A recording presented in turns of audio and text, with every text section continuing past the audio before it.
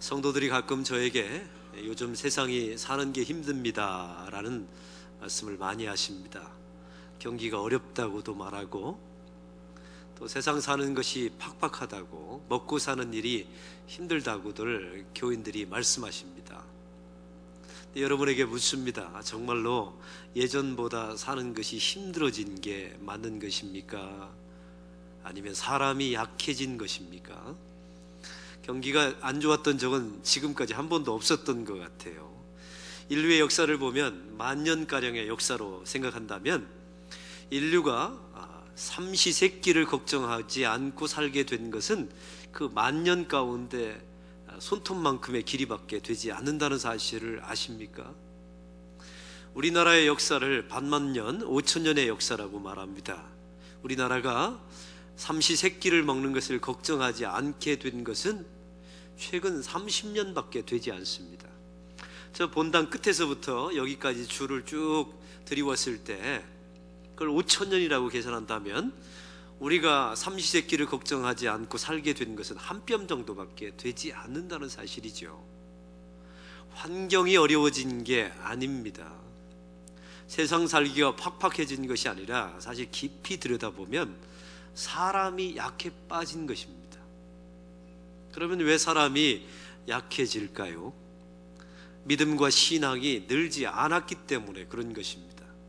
삶을 살아가면서 나이가 점점 먹어가면서 신앙의 연조가 깊어가면서 신앙이 늘어야 되는데 늘지 않았기 때문에 저와 여러분의 현실을 팍팍하다고, 점점 더 어렵다고, 고통스럽다고 말할 수밖에 없다는 사실입니다.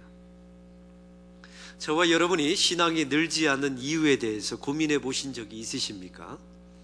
제가 두 가지 질문을 드리겠습니다. 첫째는, 여러분의 신앙이, 믿음이 왜 날이 가면 날이 갈수록 늘어야 되는데, 성장해야 되는데 왜 성장하지 않을까요? 첫 번째 질문, 여러분은 지난주 설교의 제목을 기억하십니까? 마라의 여인들이라는 제목이었습니다. 예수님의 십자가와 예수님 무덤 주변에 있었던 여인들의 온통 이름이 다 마리아였습니다. 그 마리아라는 이름의 파생어는, 처음에 나온 언어는 메리라고 하는 단어였다고 말씀드렸죠. 패역한이라고 하는 뜻입니다. 그러니까 패역한 여인들이 예수님 주변에 모여들게 된 것이죠. 또 한 가지, 그 메리는 더 원래 파송 단어가 있습니다. 그것은 바로 마라입니다. 쓴물. 제가 지난주 말씀을 통하여 이 마라, 쓴물 같은 여인들이 다 예수님 십자가 주변에, 무덤 주변에 다 모였단 말이죠. 불가능한 여인들이었습니다. 세상 사람들 보기에도 스스로 구원할 수 없는 능력을 가지고 있는 사람들이었어요. 하나님 십자가 앞에 와서 우는 것밖에 할 수 없는 여인들이 모여 있었단 말이죠. 그런데 그 여인들에게 나무 십자가가 던져지게 될 때 그 마라의 쓴물이 단물로 바뀌게 된 것입니다. 그 마라의 쓴물 같은 여인들이 예수 그리스도를 품게 될 때 그들의 인생은 부활을 목격하는 단물의 역사로 바뀌게 되었다는 사실이죠. 할렐루야. 그런데 여러분, 이 말씀을 써먹으셨습니까? 안 써먹으셨습니까? 월요일 아침에 출근할 때, 직장에 출근해서, 하나님, 저는 마라 같은 인생입니다. 저의 현실을 보십시오. 하나님, 퍽퍽하고 힘들고 관계와 돈 버는 일과 무엇 하나 쉬운 일이 하나님 없습니다. 저의 인생이 마라입니다. 쓴물입니다. 주여, 저의 인생에 나무 십자가를 던져 주시옵소서. 저의 인생을 단물로 바꾸어 주시옵소서. 기도하셨나요? 월요일날 직장에서 세상의 쓴물들을 만날 때, 여러분의 자신이 쓴물일 때, 하나님, 제가 예수님을 품게 해 주옵소서. 그래서 저의 인생이 쓴물이지만 예수님을 품음을 통하여 저의 인생이 단물로 바뀌게 해 주옵소서. 화요일날 기도하셨나요? 그러니까 신앙이 늘질 않는 겁니다. 그러니까 믿음이 늘질 않고 맨날 하는 말이 팍팍하다, 힘들다, 어렵다, 고통스럽다, 죽고 싶다, 이런 말만 하게 되는 것이죠. 왜요? 믿음이 자라지 않으니까. 믿음이 늘지를 않으니까요. 더 심각하게 이제 질문해 볼까요? 두 번째 질문. 여러분은 이번 한 주간 동안 살면서 예수님을 몇 번 생각하셨습니까? 예수님을 몇 번 바라보셨나요? 식사 기도할 때 그거 빼고요. 그 정도 가지고 말고요. 정말 예수님께 깊이 집중하여 예수님을 바라봤던 횟수가 몇 번 되십니까? 믿음과 신앙이 늘려면 예수님을 생각하십시오. 또 예수님을 바라보셔야 합니다. 성도들이 말합니다. 세상이 문제라고요? 세상이 문제 아닙니다. 세상이 팍팍하다고요? 팍팍하지 않아요. 우리의 신앙이 늘지 않았을 뿐입니다. 월요일날, 화요일날 예수님을 생각하지 않았을 뿐이에요. 수요일날, 목요일날 예수님을 바라보지 않았기 때문에 그런 문제가 발생하게 된 것입니다. 한국 교회의 문제는 성도들의 숫자와 헌금이 줄어드는 게 문제 아닙니다. 성도들이 신앙이 늘지 않는 게 문제예요. 월요일날 예수님을 생각하는 사람이 없다는 게 문제인 겁니다. 세상 속에서 거래할 때, 장사할 때, 가족 안에서 예수님을 바라보는 성도들이 점점 줄어들고 있다는 게 문제인 거예요. 이것을 잊지 마셔야 합니다. 오늘 성경의 히브리서 기자는 예수님을 대제사장이신 예수 그리스도라고 표현합니다. 그래서 오늘 2절의 말씀을 보십시오. 믿음의 주요 온전케 하신 이는 예수를 바라보자 라고 시작합니다. 이 말에 세번역 성경에 이렇게 나와 있습니다. 믿음의 창시자요 믿음의 완성자인 예수 그리스도를 바라보라. 할렐루야. 얼마나 귀한 말씀입니까? 또 3절을 보십시오. 참으신 이를 생각하라. 우리가 반역했지 않습니까? 우리가 하나님의 말씀에 반항했는데 그걸 참으신 예수 그리스도를 생각하라 라고 말합니다. 바라보라, 생각하라. 이 두 단어는 같은 단어입니다. 생각하면 바라보게 되죠. 바라보면 생각할 수밖에 없습니다. 근데 이 바라보다라는 헬라어의 뜻은 이렇습니다. 곁눈질을 하지 말고 시선을 한 곳을 향하여 고정하다, 뚫어져라 쳐다보다, 이런 의미예요. 생각하다는 것은 주의 끝을, 주의 세심함을 바라보며 그걸 도출해내다, 이런 의미입니다. 이 히브리서는 3장 1절에 보면 이렇게 말하고 있죠. 우리가 믿는 도리의 사도이시며 대제사장이신 예수를 깊이 생각하라. 한번 따라해 봅시다. 예수를 깊이 생각하라. 예수를 깊이 생각하라. 오늘 성경은 말합니다. 예수님을 깊이 생각하랍니다. 왜요? 믿음의 경주를 끝까지 해내려면. 예수님을 바라보랍니다. 왜요? 인생에서 승리하려면. 그러면 도대체 예수님을 바라본다, 또 예수님을 생각한다는 본래 의미가 뭘까요? 이 성경 속에 나와 있는 그 예수님을 이렇게 상상하는 것입니까? 아니면 여러분 본당에 올라올 때 저 밑에 있는 가시면류관 쓰신 그 예수님의 사진 보셨죠? 그 사진 앞에서 잠시 서서 그 면류관 쓰신 예수님을 상상하고, 아, 예수님 잘생겼다, 가시가 크다, 예수님 고통스러우셨겠다, 이걸 생각하면 예수님을 생각하는 것입니까? 그런 이야기가 아닙니다. 오늘 본문 속에서 예수님을 생각한다, 예수님을 바라본다라는 의미는요, 세 가지 단어를 기억하고 생각하고 바라본다는 뜻이에요. 첫 번째는 1절을 보십시오. 무거운 것과 얽매이기 쉬운 죄를 벗어버리고 라고 나와 있습니다. 무거운 것과 죄는 같은 것입니다. 왜요? 죄는 짐이거든요. 성경은 말합니다. 히브리서는 예수님을 대제사장으로 표현하고 있죠. 왜 대제사장으로 표현하고 있습니까? 대제사장의 속성 때문에 그렇습니다. 대제사장은 이스라엘 백성들이 죄를 짓잖아요. 그러면 1년 동안에 지었던 모든 죄를 가지고 대속죄일에 지성소에 들어가 어린 양을 잡아서 지성소 위에다가, 속죄소에다가 어린 양의 피를 뿌리고, 하나님이여 이스라엘의 백성의 죄를 사해 주옵소서라고 기도하고 중보하는 사람이 대제사장이에요. 그러면 오늘 말씀에 예수님을 생각한다라는 첫 번째 의미는 우리의 죄를 생각한다는 거예요. 왜요? 예수님이 대제사장이시거든요. 대제사장의 속성을 생각하는 것입니다. 대제사장은 죄를 위하여 부름받았고 그 죄를 해결하기 위하여 지성소에 들어가고, 그리고 어린 양의 피를 뿜으로 죄를 대속하는 역할을 하는 사람이에요. 예수님을 생각하는 사람은 내 안에 있는 죄를 생각하는 사람입니다. 할렐루야. 사람은 죄를 지을 수밖에 없죠. 왜냐하면 죄의 본성이 있기 때문에 우리를 항상 끌어들입니다. 그리고 사탄이 엄청난 유혹을 통하여 저와 여러분이 반드시 죄를 짓게 만들어 놓습니다. 그리고 우리는 의지가 약해서 죄를 지어요. 히브리서 13장 4절 이후에 보면 죄와 더불어 피 흘려 싸우지 아니하노니 이런 말씀이 나와 있죠. 우리는 죄와 더불어 피 흘려 싸워 보기도 했습니다. 그런데 어떻게 되었나요? 또 죄를 지어요. 또 죄를 반복해서 짓습니다. 오늘 성경에 나와 있는 대제사장이신 예수 그리스도를 생각한다는 의미는 우리의 그런 실존을 날마다 생각하라는 것입니다. 죄를 생각하는 사람은 결국 예수님을 생각하는 사람입니다. 교회 안에 보면 자기 자신의 죄에 대하여 심각하게 죄의 본성을 고백하지 않는 분들이 계세요. 참 이상한 것은 그분들에게 예수님은 보이지 않습니다. 아무리 바라보려고 해도 내 눈에 예수님이 바라보이질 않는데요. 아무리 예수님을 생각하려고 해도 본능적으로 예수님이 생각이 나질 않아요. 왜냐하면 대제사장, 죄를 속죄하기 위해서 이 땅에 오신 예수님을 생각한다는 의미는 나의 죄를 생각한다는 의미거든요. 여러분, 세상 속에 살아갈 때 예수님을 생각하기를 원하십니까? 그러면 우리 안에 있는 죄의 본성을 깊이 생각하십시오. 그러면 반드시 예수님이 생각나게 될 줄로 믿습니다. 또한 두 번째입니다. 자기 죄를 생각하고 바라본다는 의미가, 그런 사람에게 그 다음 단계가 어디로 나갈까요? 오늘 2절은 말합니다. 그 앞에 있는 기쁨을 위하여 십자가를 참으사. 따라해 봅시다. 십자가를 참으사. 십자가를 참으사.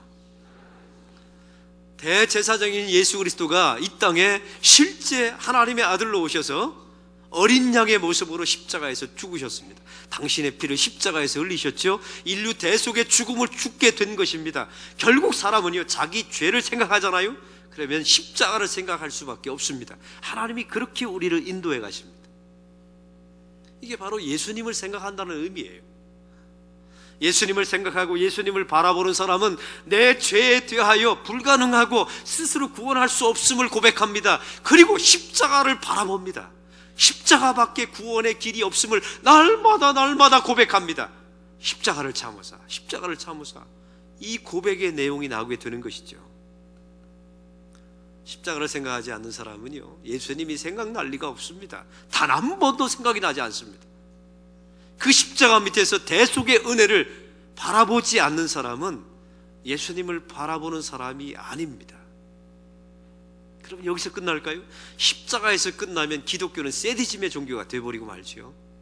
그 다음에 3절 성경 2절에 말합니다. 성경은 하나님 보좌 우편에 앉으셨느니라. 따라해 봅시다. 하나님 보좌 우편에 앉으셨느니라.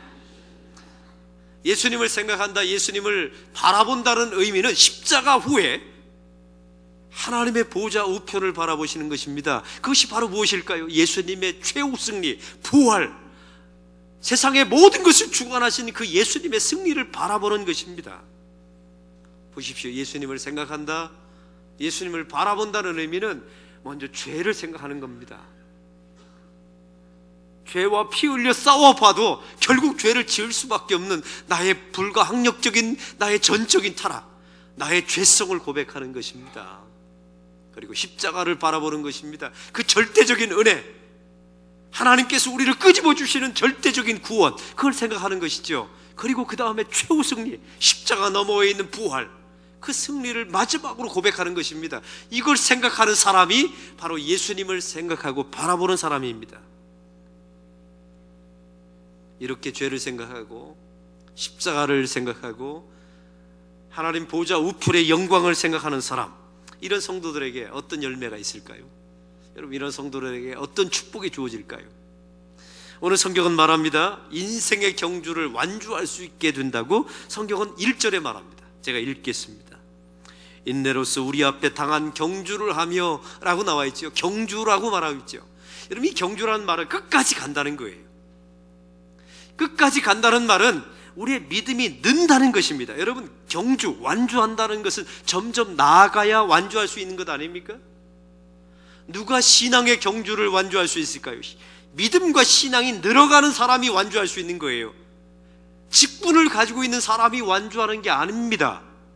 예수를 오래 믿은 사람들이 완주하는 게 아니에요. 모태신앙인 사람들이 완주하는 게 아닙니다. 믿음이 늘어야 합니다. 늘어야 끝까지 믿음의 경주를 끝까지 갈 수 있다는 말입니다. 또한 두 번째 축복이 있죠. 예수님을 생각하고 예수님을 바라보는 자에게 주시는 축복인데요, 그 경주 가운데 팍팍하고 조건이 힘들지라도, 환경이 좀 따라주지 않을지라도 예수님이 나와 함께 계시다는 것을 보고 압니다. 할렐루야. 그래서 힘들지가 않아요. 그래서 외롭지 않습니다. 예수님을 생각하라, 바라보라. 그 사람에게 주어지는 축복이 무엇이라고요? 그 예수님이 지금 나와 이 현실 가운데 함께 하고 있다는 것이 보여요. 그리고 그것을 생각합니다. 그리고 그걸 믿어요. 그리고 예수님과 대화합니다. 친밀합니다. 그러니 힘들 수가 있겠습니까? 주님과 더불어 이 세상 가운데 하나님의 영광을 바라보며 승리하는 하나님의 사람이 될 줄로 믿습니다. 사랑하는 성도 여러분, 이번 일주일 동안 한번 저하고 약속합시다. 한번 일주일 동안 대제사장이신 예수 그리스도를 생각하는데, 첫째, 죄에 대하여 깊이 생각하십시오. 월요일날, 하나님, 저는 불가능한 존재입니다. 또 죄를 짓고 또 죄를 짓습니다. 그 대신 십자가가 보입니다. 그 대속의 은혜를 잊지 않겠습니다. 그러나 십자가 너머에 있는 그 하나님 보호자 우편의 영광을 제가 바라보기를 원합니다. 하나님, 제 인생에 나무 십자가를 던져주시옵소서. 예수님을 품게 하여 주옵소서. 한번 기도해 보십시오. 월요일날, 금요일날, 수요일날 직장 안에서 거래할 때, 여러분의 쓴물을 만날 때 말이죠, 도대체 어떻게 바뀌는지 한번 해봅시다. 내 믿음의 진보가 내 삶의 상황을 어떻게 바라보는 능력이 어떻게 바뀌는지 한번 검증해 보자는 거예요. 2014년도 2월 16일 날, 작년입니다. 2월 16일 날 우리 교단에 진천중앙교회가 있습니다. 진천에서 가장 큰 교회입니다. 1200명 교인이 모이는 교회예요. 창립 기념일을 맞이해서 온 교우들이 성지순례를 갔습니다. 코스 중에 하나가 이집트를 들리는 거였어요.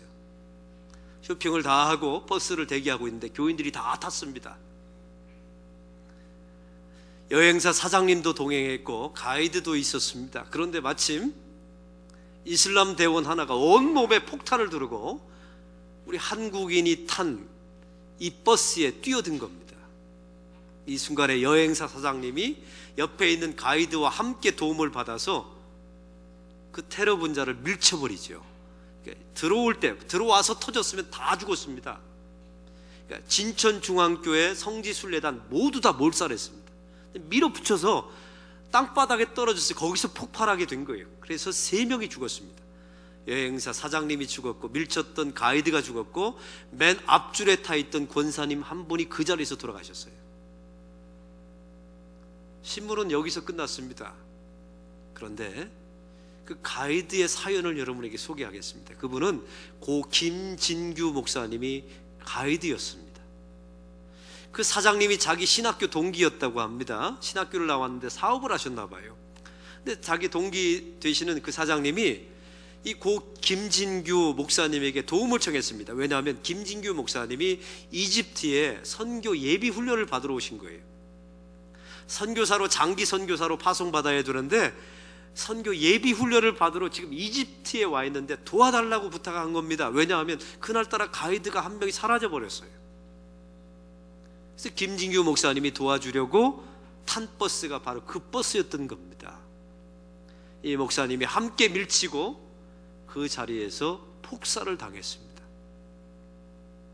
그런데 이 고 김진규 목사님의 돌아가시기 전에 썼던 페이스북을 여러분에게 소개하겠습니다.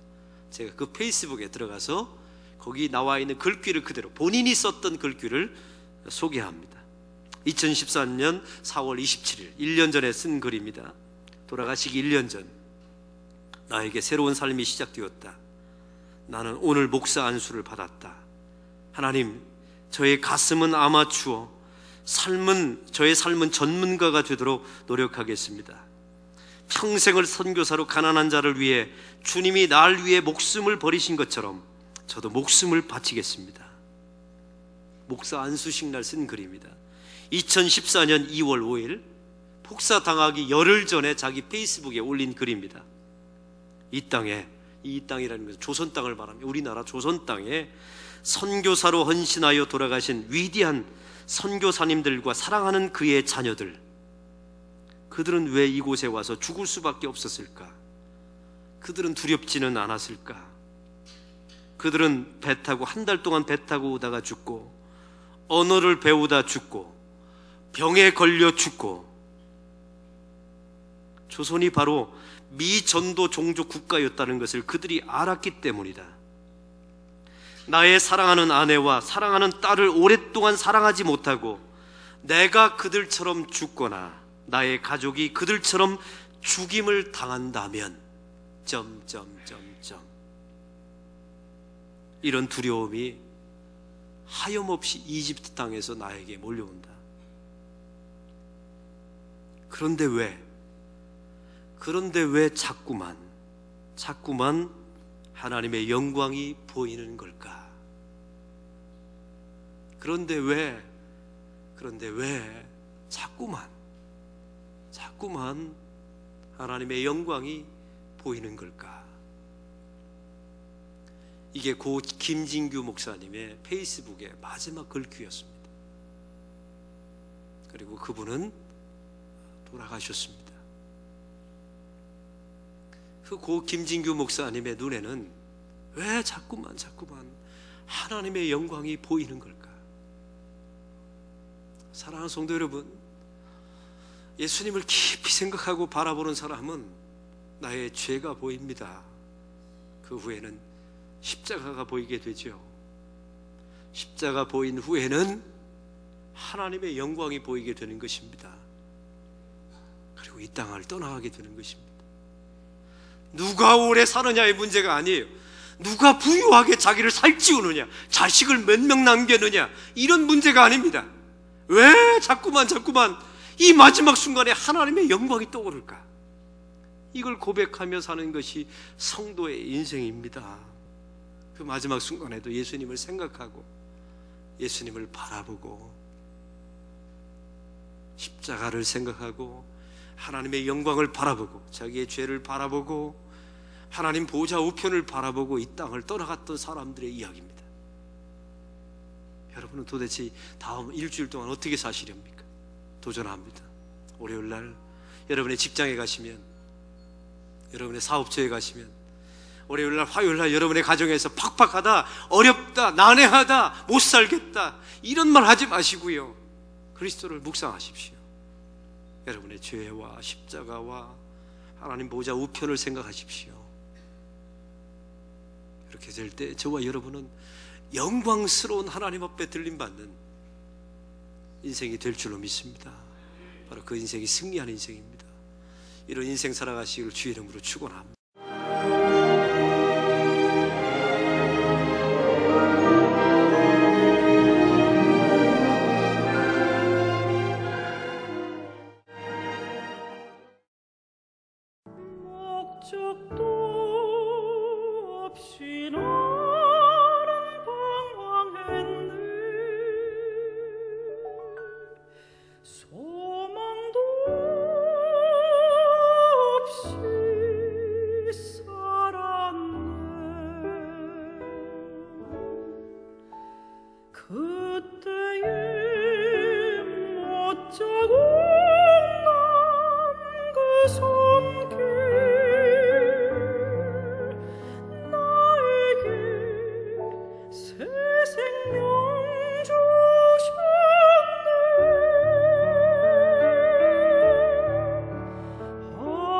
Sure.